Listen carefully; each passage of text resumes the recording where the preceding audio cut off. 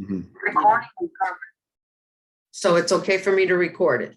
Yes, feel free to record and share with your fellow union members and teachers as well. Thank you. Thank you. I appreciate the opportunity first and foremost, sir, for doing this. Well, thank you for filling out the questionnaire. I had some questions just when we had some questions just from the questionnaire itself. I mean, we did like your answers, especially the part about, you know, the holistic approach to students, not just looking at them as a test score. So that was really a big plus that we discussed. Now I am going to ask you, one of the questions or one of the concerns that we have is that if we see that you're a coach at City of Life, and we're just wondering how religion is going to play a part in this public office that you're gonna hold. That's an interesting question. So I coach for City of Life. That's probably where this question is coming from. And since my son will be graduating this year, I'll be going more assistant coach, helping out the staff as needed.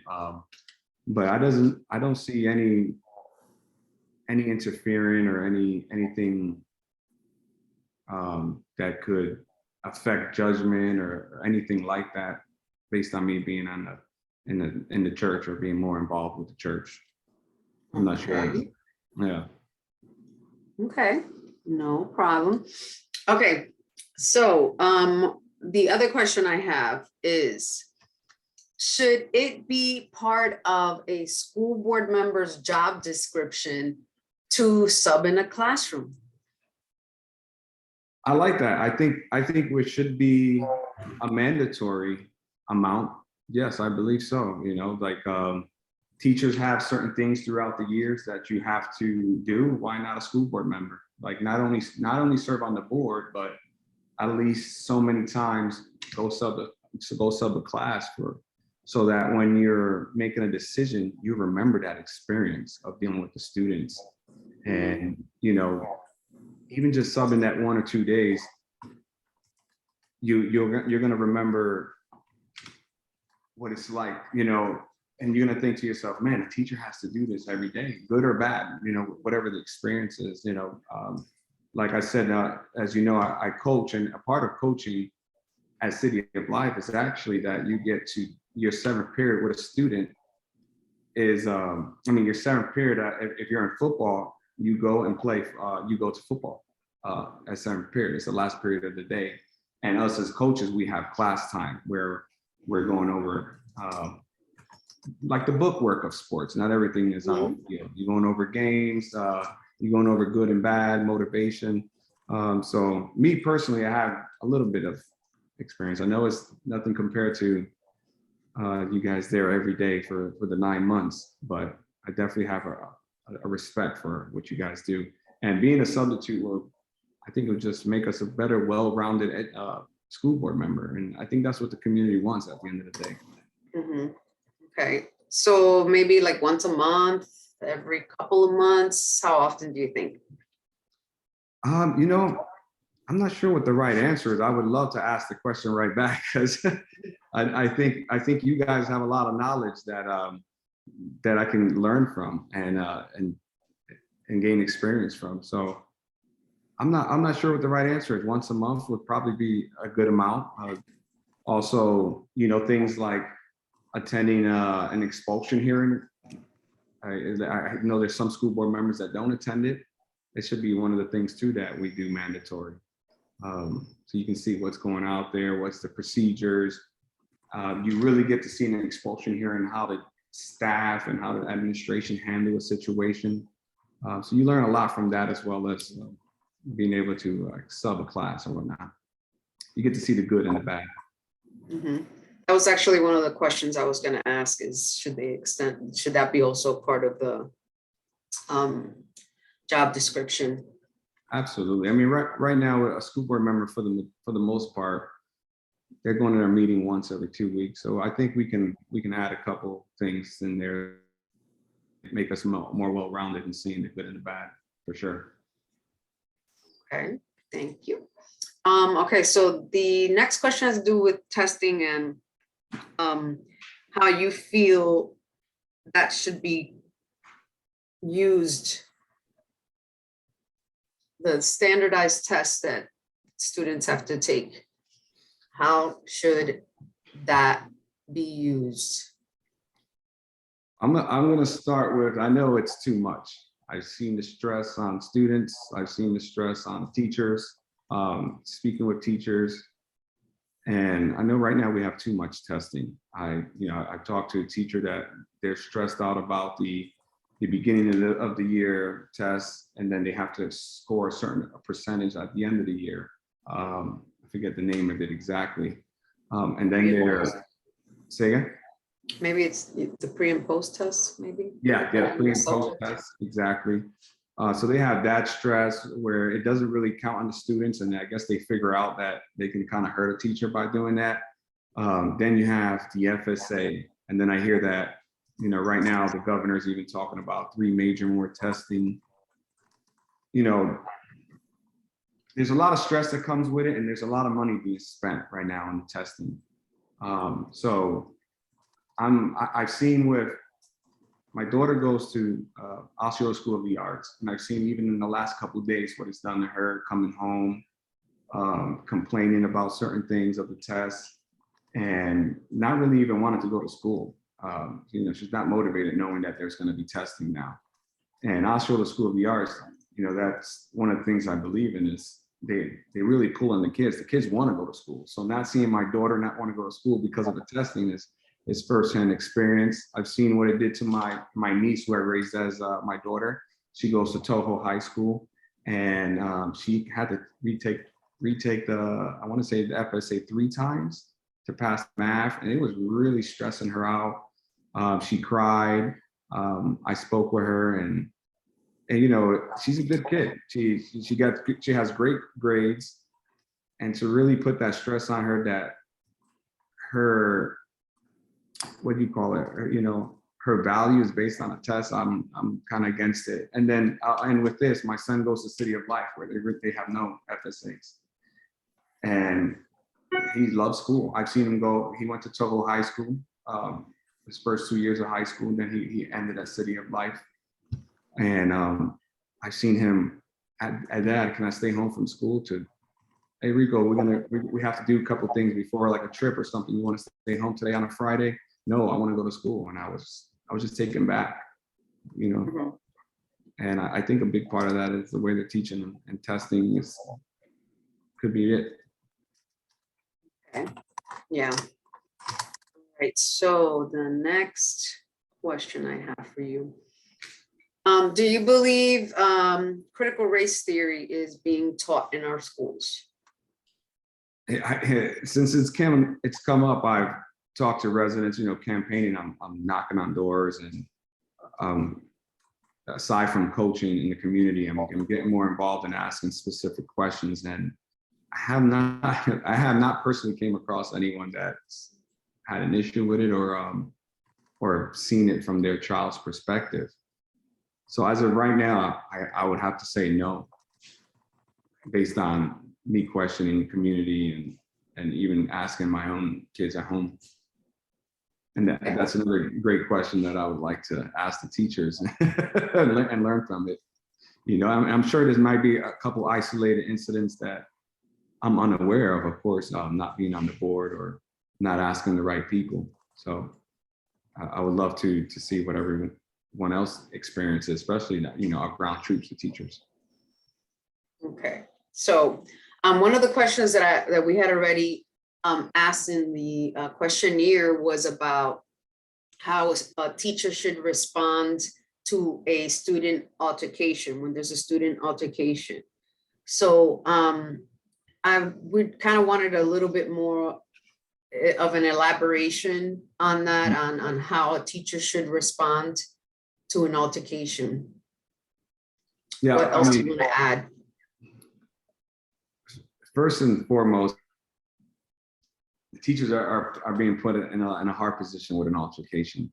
I used to be in law enforcement when I was younger for 3 years, and I know that there's different ways that different people can handle the situation. But like I think I said, was first and foremost is to notify the dean, the law enforcement that's at the school, because you want to make sure you have a backup if the incident gets crazier than what it is already in front of them. Secondly, they have to make the decision to back the students up. And third, I think whatever decision they make to get involved, and because maybe somebody's a student is at risk safety wise, and they just feel in their heart they have to get involved to split it up, that the school board should work along with making sure that policy protects them and gives them a little bit of confidence in working together. I'm not sure exactly what training the teachers are getting on breaking up an altercation, but we need to make sure that teachers are first, they feel confident, they're well trained, and if they do decide that they feel like their safety's in jeopardy on putting themselves in that altercation, but they're doing a great job at backing the students up, that we support those teachers as well.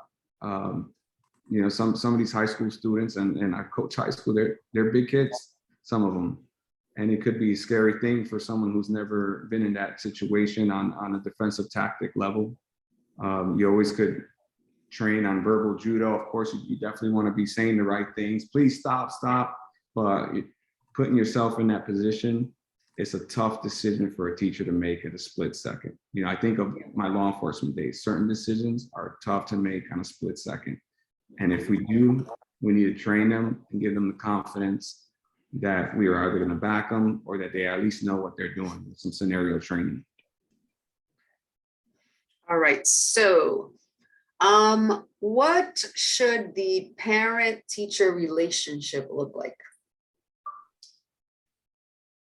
I like communicating with the parent. I feel like, and I could be wrong, but I feel like we went away from the open houses. I used to like that myself. I used to like I remember bringing my mom and dad to school, and especially one of them to meet my favorite teacher, and hoping that they said, tell them I'm a good kid. Not only do I got a decent grade. I wasn't the A student all the time, but even when I was a C student, I was still a great kid, and I wanted that teacher to say that to my parent. So I like that. I think we should definitely consider bringing that back more. Communicate, and I like to talk to my kids teachers. Sorry, I try to at least start some dialogue and email if I see. I try to stay up to date on the grading process, but sometimes it gets hard. So maybe having where the teacher reaches out to the parent every once in a while with something basic. Maybe that's the right approach, but definitely, open houses and something along the lines where we can bring the community working back together with the teacher. And I think that would just bring the communication and transparency, which is what we need. Okay, great. And how about charter and private schools? What are your thoughts on private and charter schools receiving public funds? Yeah, I know. I've seen where the arguments of the charter schools helping with the overflow, and I've seen the arguments of, well, most of our funding is going to the charter, and I've seen people against that on both sides. So this is a tough one. I would say I'm concerned with what more the public schools are doing within themselves, but the charter schools, maybe we need to slow down and focus some of that funding back into our own schools. That's a tough one. We as a district are not building schools fast enough, and I hear that the Tallahassee helps funds those schools. I'm not sure if my information is correct, but that's where I stand. I feel that we need to focus our attention more on our schools, our funding, making sure that we're well-rounded and that we have plans to help with the overcrowded classroomness. And then that way we can just move away from the charter schools. It's kind of where I would head as a school board member. Okay. So the overcrowding is basically one of the reasons why maybe, you know, you'd be okay with charter schools. Yeah, I mean, I heard not too long ago that, you know, there was 2 teachers sharing a classroom. You know, I wasn't able to go in that school and see if it's correct, but you know, we need to think outside the box. But I think we need to stop relying so much also on charters. We need to come up with a plan and a goal that we can take care of it internally. So that way we're not just always dumping money outside of the school district, which doesn't, you know, it doesn't benefit us at the end of the day. Okay. Okay, so should a superintendent get a raise when teachers and staff don't? I look at the superintendent as should a CEO get a raise? Should a CEO get a big bonus if they're everyday workers or not? No, absolutely not. I mean, to be a great CEO, you need to have a great base. A great base for a superintendent is the teachers, the ESPS, the people working the closest with our students should be taken care of first, and then it should trickle up and wise of money and funding. And I think a superintendent making well over 6 figures should be okay with that. I mean, I know I would as a CEO of any company. You know, I'm going to take care of them, and then they eventually take care of me, and then I would eventually get a bonus or a raise, or something of the sort. So, no, we should take care of our ground troops first, which directly takes care of our students, which is what we're all here for, is our students and making our students better, so our communities better, and then we take care of the top later.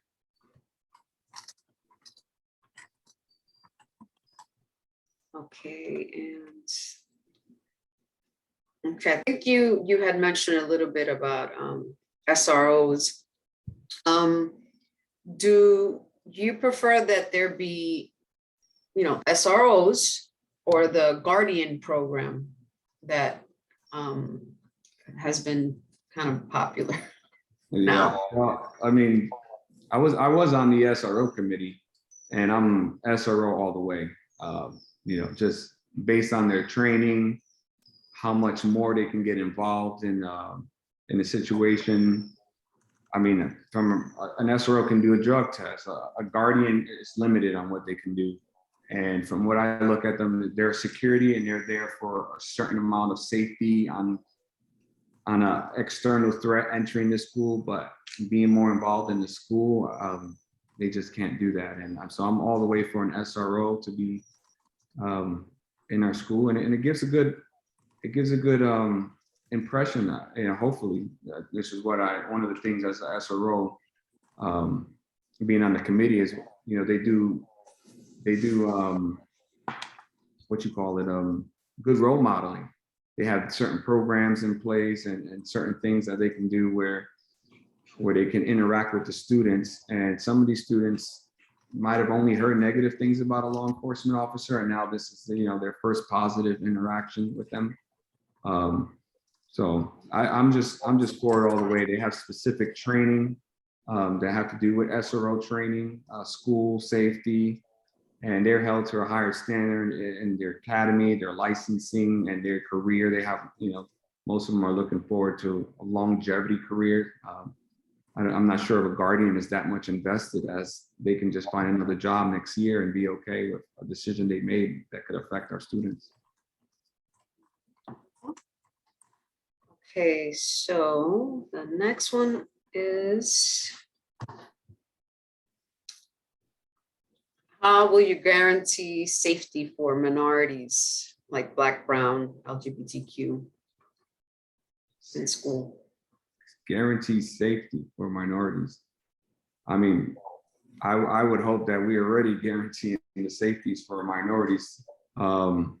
It's a tough, this is something where I mean, I would just go based on data, really. I mean, if we felt like there was some equality going on, we have to look at the data, look at what's going on at the schools, talking with the teachers and the administration and the students as well. And if there's a certain school that we feel that are treating a certain race or certain sexuality a certain way, then we need to be able to handle that, have a policy in place, and make sure that we execute to the best of our knowledge. You know, we need to depend on our teachers telling us what's going on too. You know, our staff and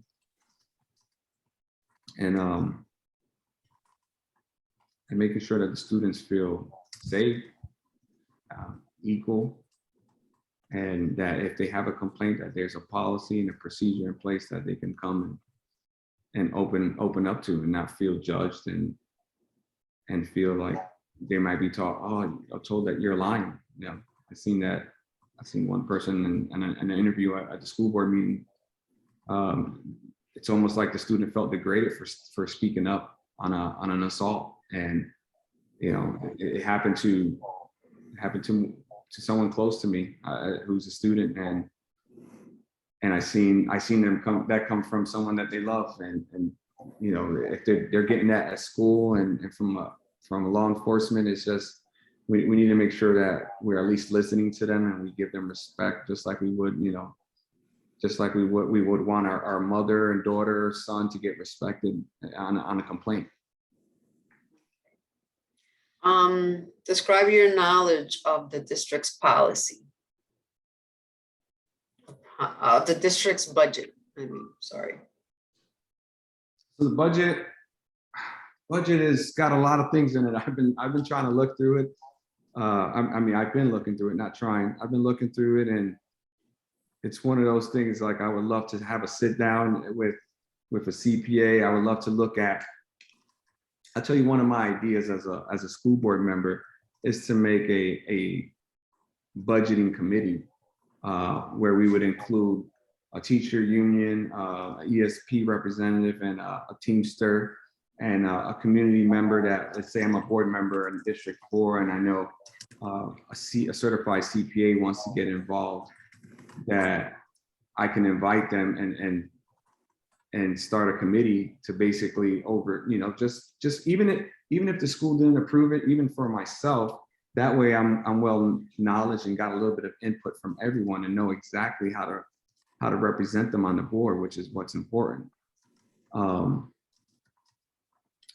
I've seen where some certain items on the budget get overinflated to where it's almost like, is this being tactful? Are we doing this on purpose so that the teachers union don't see certain money? You know, that's some of the things I've gathered so far. And we want to make sure that, like me, I would go in right away day one and look at the last 2 years budget, but then actually look at what they spent. So that way in year 3, we can go, okay, we budgeted something simple, $1,000, but we've only spent $700 for the last 2 years. Why are we going to $1,100? Why are we at 1,000? Let's bring that down to, you know, $850. I'm all for having a reserve, but the reserve only to a certain amount. Let's not overkill it. And then, you know, I've heard the word encumbered at the end of the year where the money goes away. But we need to make sure that with the budget, with our teachers, that we are on the same side. You know, some of these school board meetings I go to and I feel like there's a battle, like school board unions. I mean, the teachers union's here and the school board is here. And I'm like, what's going on? It's not common sense. It's not common sense. We shouldn't be fighting each other. We should be coming together and coming up with a solution. You know, working together with the teachers so they can feel happy, because at the end of the day, that's who's working closest with our students, and that's what's most important to me. Good. Well, since you're talking about, you know, the infighting, this question is perfect. It's sort of infighting here. If the district and the teachers, ESPs, okay, go to impasse, okay? And the magistrate, uh-oh, the meeting is almost gonna end. And the magistrate sides with the teachers. And you as a board member, would you recommend that we follow what the magistrate says, or would you go with what the district is telling you to do? I'm really big on I'm really big on common sense. That's first and foremost, and I feel like the teachers will probably have the best interest. I would probably side with the teachers first, and then the magistrate. I would, once you're there and you can really see where everybody's decisions are coming from and what's persuading them, I think this would really help my answer. But I'm automatically going to go towards the teacher, which is who are every day working with the most, working closely with our students. That's what I'm going to lean towards, or making them happy, which will trickle down to the classroom. Lastly, what's your plan to retain veteran ESPs and instructional personnel? Well, I've seen that, we have a starting pay for our teachers at $47,000. And I've talked to a couple of teachers. One teacher that's been there over 20 years at the school, and they're I want to say below 55. I can't remember the exact number. And it's really saddening that someone who's been at any job or anything has to see someone new come in and make pretty much as them. We should pay for seniority. We should pay for our veteran teachers who have the most experience, who can help train and help guide our new teachers coming in. And we just can't forget about our teachers that have been there 10 plus years. Absolutely cannot. There should be a grading scale. I see it in law enforcement. You should make so much, a new officer starting in on the PD, if the pay has gone up, and then everyone else's go up. It's like a trickle effect. And you should be a certain percentage above the, someone who has less tenure than you. It's saddening to see senior teachers that have been at the district for years leaving because they're unsatisfied with pay, and they can go start somewhere else and get seniority pay and on top of the new salary pay, and then we're gonna just continue to lose teachers. That's saddening to see, and I've seen examples given at the school board on talking to the community. So we need to take care of our seniority teachers, just like you would at any business or anywhere. The people with the most knowledge, we should look out for them. Okay. Right. So if besides raising their salary, what else could retain the teachers, keep the teachers and ESPs? What else could we do, or could you recommend to do? I think a teacher at the end of the day wants their concerns to be listened to. It's about building morale, a positive work environment. Like I said earlier, I'm not for testing, and I'm not for all this red tape that I feel like the teachers have to deal with. They have a lot of stress with our students and our population changing every day. We're faced with new difficulties as a teacher or as a parent dealing with the youth. I think they want to have their concerns listened to. They want to have input. They just don't want the school board, let's just say, making policies, and we never even asked a seniority teacher, or we asked teachers in general. We didn't get their input. That's saddening, and that's unmotivating for any teacher, from new to who's been there 15, 20 years. Like, man, I've been here. I've seen it. I've seen what's going on. I've seen the track record. I've seen I've seen, what's the right word? I'm looking for, they've seen, I'm sorry. Okay, it's okay. Yeah. I'm sorry. Anyway, they've seen what the pattern. There you go. I'm sorry, the pattern. It's been a long day.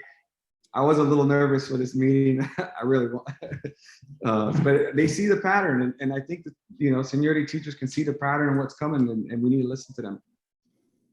Hope my answer is not too long. No.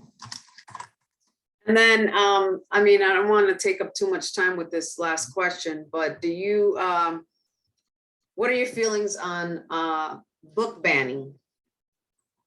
The book banning is a big topic lately. I seen some of the books that were brought up to concern, and some of them absolutely just I just seen one page of pictures and it's like, okay, that's without a question should be taken off the shelf.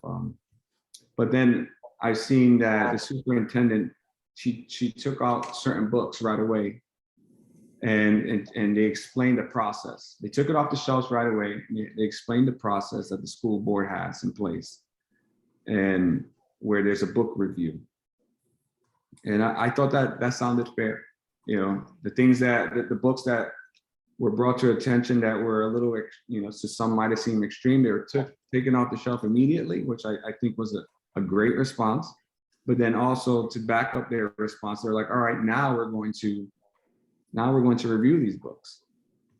And I think that was handled the right way. And like I said, the books that I did see that had very explicit pictures, they definitely should not be coming back.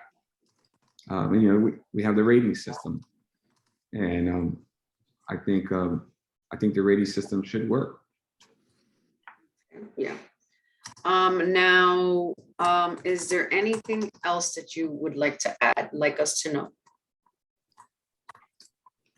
Well, I've said it in some of my wording, but just other words. I have children in the county.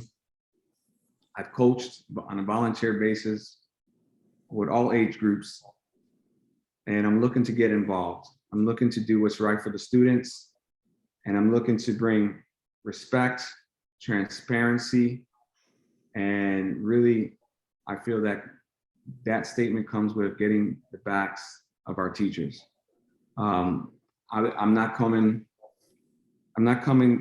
thinking that I know it all. So I want to work with the teachers. I want to work with the community, and I want to represent them while I'm on the board.